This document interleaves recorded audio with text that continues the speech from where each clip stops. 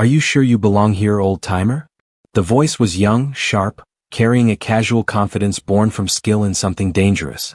It sliced through the low hum of conversation, the clinking of glasses, and the muted sports commentary from the television. Gordon Hughes, 81, didn't flinch. His eyes stayed on the deep amber of his whiskey, watching the condensation trace a slow path down the glass. His hands, gnarled and speckled with age, held the tumbler with steady control. A slight limp, the result of a hip that never fully healed, shifted his stance, and a discreet hearing aid rested in his right ear. To anyone else, he was simply an elderly man quietly enjoying a drink at the end of the day in a modest neighborhood bar. The young man who had spoken stood nearby, lean, coiled with muscle and ready, a stark contrast to the calm, seasoned figure in front of him.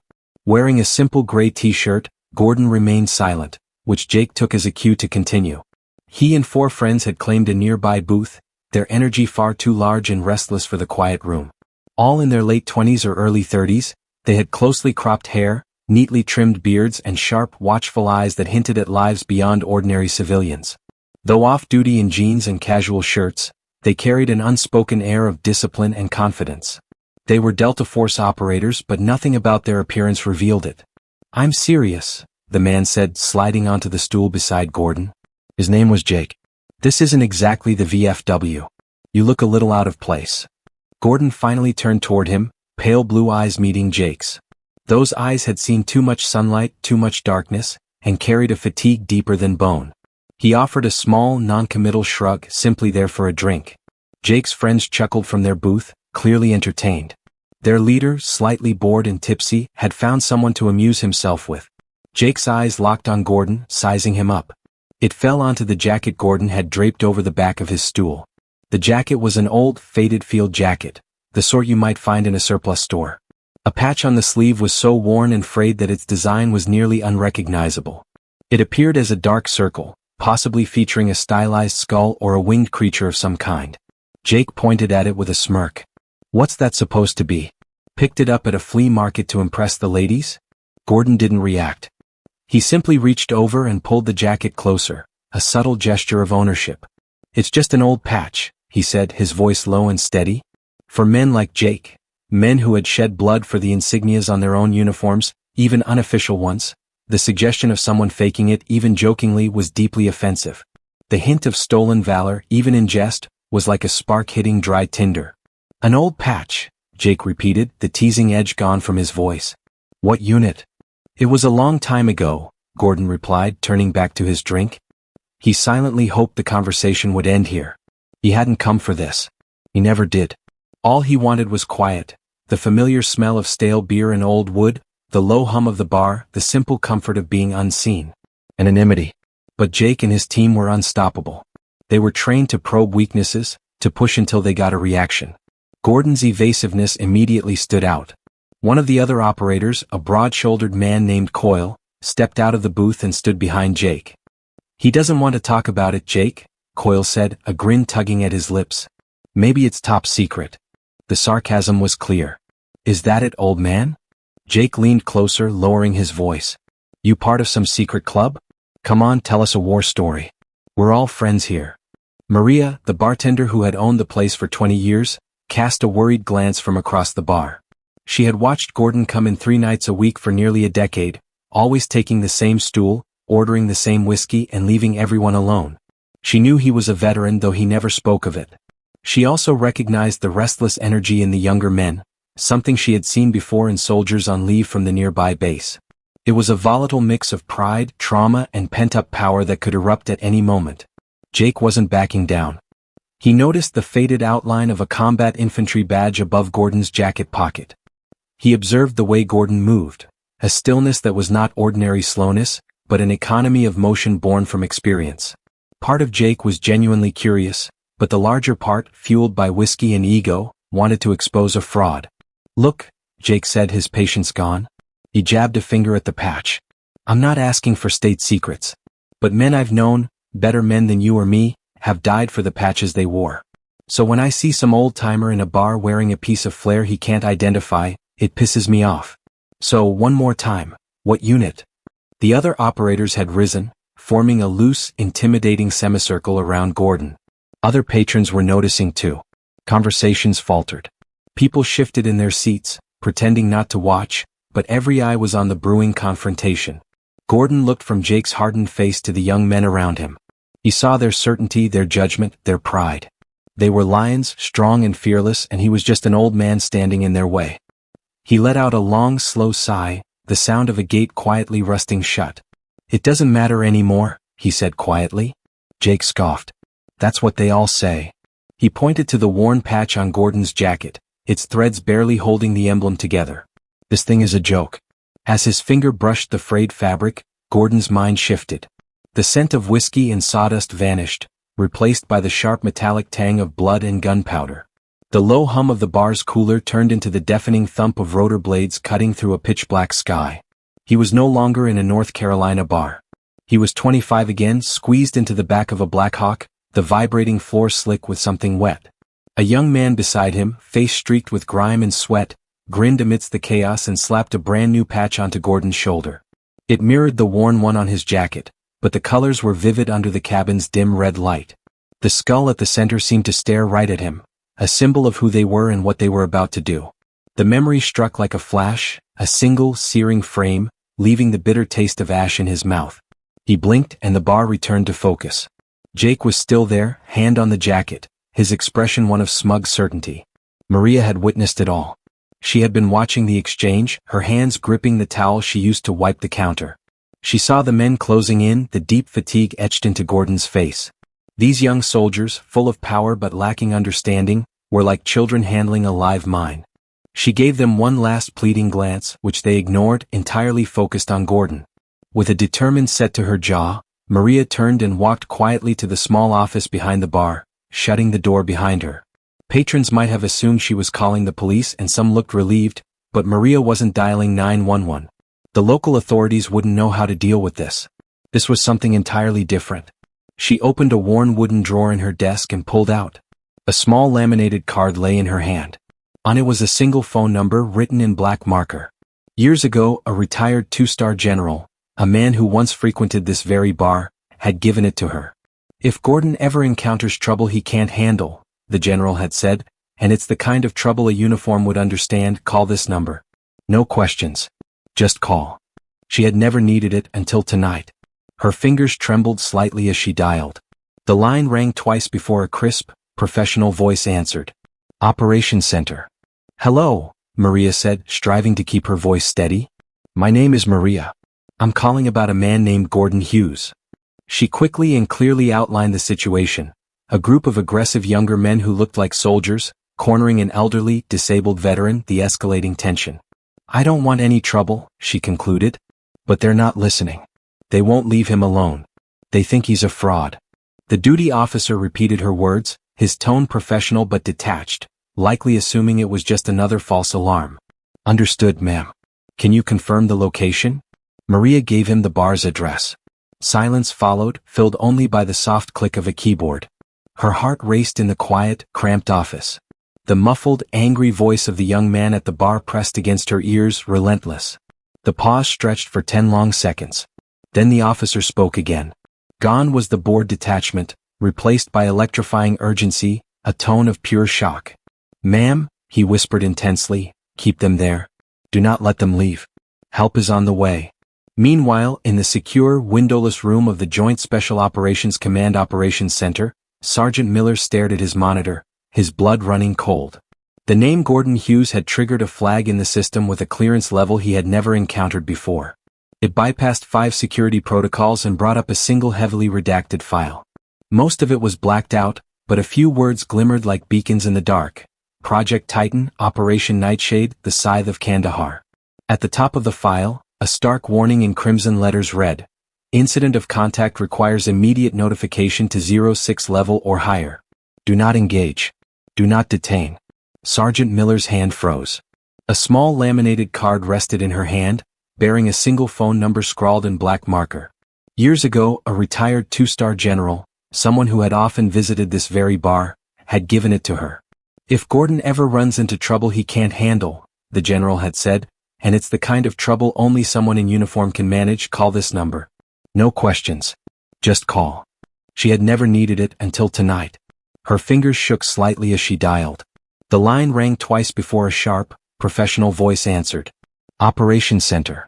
Hello, Maria said, forcing her voice to remain steady. My name is Maria. I'm calling about a man named Gordon Hughes. She concisely explained the situation. A group of aggressive younger men resembling soldiers, cornering an elderly, disabled veteran, and the tension steadily escalating. I don't want any trouble, she added, but they aren't backing down.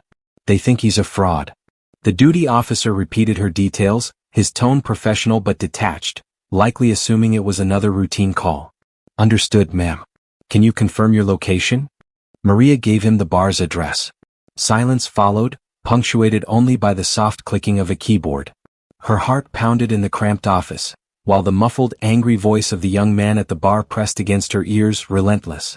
The pause stretched for what felt like an eternity.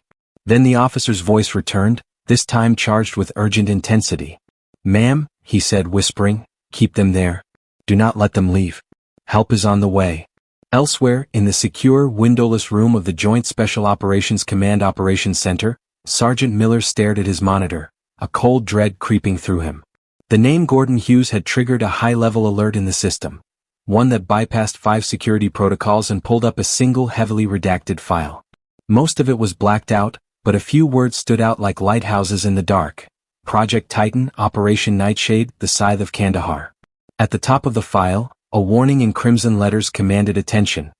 Incident of contact requires immediate notification to 06 level or higher. Do not engage. Do not detain. Sergeant Miller's hand froze. All eyes, sharp and unblinking, were fixed on Jake's hand gripping Gordon's arm. Standing before them was Colonel Williams, commander of the very unit Jake and his team served under. His presence seemed to drain the air from the room. Jake and his men recognized him instantly. Their bodies stiffened and color drained from their faces. The confident smirk on Jake's face vanished, replaced by sheer, gut-wrenching fear. He released Gordon's arm as if it burned him. Colonel Williams paid no attention to his own men. His focus was entirely on the elderly man they had been tormenting. He stepped forward, his polished shoes silent against the dusty wooden floor, and stopped just 3 feet from Gordon Hughes. The bar seemed to hold its collective breath. Then, in a move that stunned everyone watching, Colonel Williams snapped into perfect, rigid attention. He raised his right hand in a salute so precise it could have cut glass. Mr. Hughes, the colonel said, his voice low, steady, and filled with unmistakable respect. It carried clearly across the silent room. Colonel David Williams. It is an honor, sir. Gordon rose slowly, wincing slightly, and met the colonel's gaze. A man of undeniable authority, saluting him in the middle of a dive bar. He gave a slow, weary nod in acknowledgement. Williams held the salute a moment longer before lowering his hand. His icy gaze then shifted to Jake and his 4 operators, now frozen like schoolboys caught in the principal's office. What? The colonel asked, his voice dropping to a whisper more chilling than any shout. Do you even know what you're doing? Jake opened his mouth, but no words came out. He was frozen, his mind struggling to comprehend the scene before him. The colonel of their elite unit was saluting a frail, elderly man. It made no sense. We thought, Sir Coyle stammered. We thought he was a fraud, stolen valor. Colonel Williams stepped forward slowly, and all 5 men instinctively flinched. You thought, he repeated, his voice thick with contempt. You are paid to fight, to follow orders, and to be the smartest, most disciplined soldiers on this planet. You are not paid to think while sitting in a civilian establishment, harassing a citizen. And you are certainly not qualified to pass judgment on this man. He shifted slightly so his words would carry through the bar, addressing not just his men but everyone present. Look at this man, he said, gesturing toward Gordon. You see a quiet old man. You see a worn jacket and a faded patch. Let me tell you what I see. He paused, taking a steady breath. I see the man who held the northern flank at the Battle of Takur for 17 hours alone after his entire team was wounded or killed. I see the man who entered Cambodia in 1971 on a mission so classified it was officially denied by 3 presidents. I see the man who developed the very close-quarters combat techniques that you, he jabbed a finger at Jake, were taught in training. Techniques that have saved your lives more times than you can count. The bar fell silent except for the soft hum of the beer cooler. Jaws dropped. Maria stood frozen, her hand over her mouth, tears forming in her eyes. And this patch, the colonel continued, his voice softening with reverence as he looked at the worn insignia on Gordon's jacket. You may see a joke. I see the symbol of MacVog, a unit that officially never existed. A unit of ghosts who achieved the impossible in places no one thought possible. He let the weight of his words hang in the room.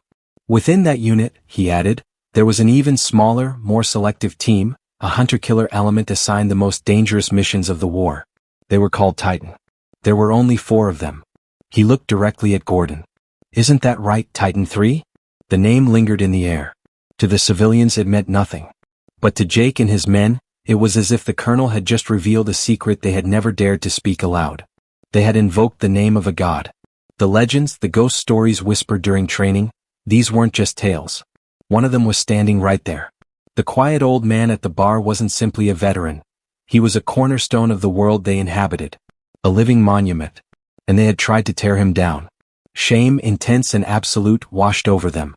Jake felt nauseous. He couldn't meet the colonel's eyes. He couldn't face Gordon. He stared at the floor, at his own boots, feeling smaller than he ever had in his life. Colonel Williams turned away, a dismissal more profound than any formal punishment. Then he spoke softly to Gordon. I apologize for the conduct of my men, sir. It was unacceptable. Gordon finally responded, steady, calm, without anger or triumph. They're young, Colonel. Full of fire. I remember being that way myself. He glanced at Jake, head bowed in shame. That fire is what makes them effective. You just have to teach them where to aim it.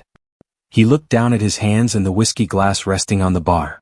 The uniform, the patches, they don't matter in the end. It's about the man next to you. It's about bringing him home. Everything else is just noise. Gordon picked up his old jacket, running his thumb gently over the frayed patch. The bar fell silent, absorbing his words. The wisdom was simple, yet coming from him, it carried the weight of a lifetime of sacrifice. As he touched the patch, another image flickered in his mind, sharper now. Him on his knees in a sweltering jungle, trying to stop the bleeding of his team leader, a man barely 28. He was dying. With his last ounce of strength, the leader tore the Titan patch from his own sleeve and pressed it into Gordon's hand. You're the last one, he rasped, voice thick with blood. Don't let them forget us. It wasn't a badge of honor, it was a burden, a promise, a monument to ghosts. Colonel Williams placed a gentle hand on Gordon's shoulder. Let's get you home, sir. He then turned to his aide. Take care of his tab for the next year. To his disgraced men he gave one curt order. My office 0500. You are all on report. The consequences for Jake and his team were immediate and harsh. They were not discharged, the army had invested too much in them, but they were humbled. Stripped of operational duties, they faced a month of rigorous remedial training. This was not about physical fitness or shooting skills, it was about history and humility. During the day they studied archives, reading the unredacted histories of units like MVSOG. At night, they wrote essays on honor, respect, and the legacy they'd inherited. Slowly, painfully, they learned they were just one chapter in a long story, and they had dishonored its authors. A week later, a formal apology from the base commander arrived at Gordon's quiet home, accompanied by an offer of lifelong free medical care from the base hospital. Gordon politely declined. He didn't want anything from them. He only wanted his peaceful life back.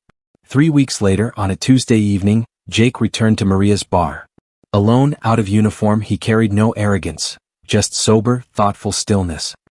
He spotted Gordon at his usual stool, staring into his glass of whiskey. Jake approached slowly, keeping a respectful distance. Maria watched him, wary. Evening, sir, Jake said quietly. Gordon turned, pale blue eyes assessing him. The fire was still there but contained, controlled. Jake began, then paused, swallowing. I came to apologize, for my behavior, for my disrespect. There's no excuse. I was wrong, sir. Gordon studied him, then gestured to the empty stool beside him. Jake hesitated, then sat. What's your name, son? Gordon asked. Jake, sir, he replied. Gordon nodded to Maria. Get him a drink. Whatever he's having. Then, turning back to Jake, learn anything from all this? Jake stared at the polished bar top. I learned that the quietest man in the room is often the one worth listening to most, and that some medals are carried in memory, not on your chest. Gordon gave a rare, small smile and lifted his glass slightly. That's a good start. They sat in quiet company, two soldiers from different eras bound by a hard-earned lesson. The torch hadn't been passed, yet, but for the first time the young man had glimpsed its light. Stories like Gordon Hughes's remind us of the quiet heroes among us. If his tale of valor and humility moved you, please like this video, subscribe to Veteran Valor, and share it to ensure these legends are never forgotten.